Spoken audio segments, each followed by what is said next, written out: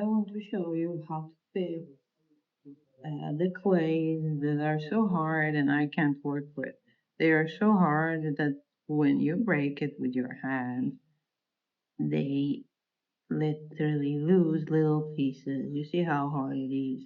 And when I push them, they break. I can't work with it.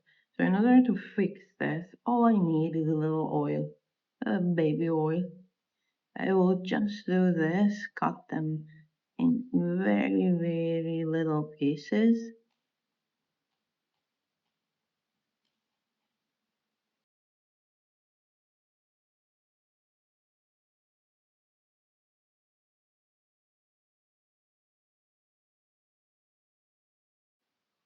As you can see, it's like a powder of clay. So now all you need to do is add some drops of oil, not so much.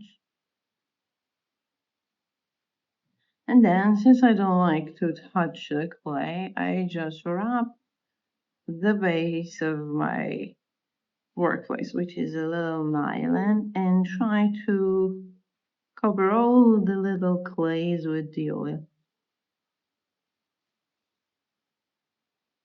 like this. I just let them touch each other. I don't want to tire myself. Mix them. We just mix the little parts super softly with the oil. Now, as you can see, if I push a little, they get attached to each other super easy.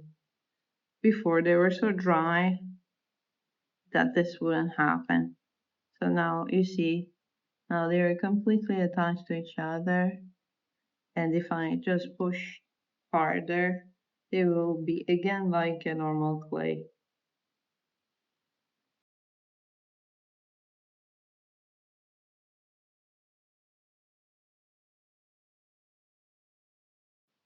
And now I have such a soft clay, but there are little stubborn ones in the middle. As you can see, when I push them, there are little bumps that they are not still mixed.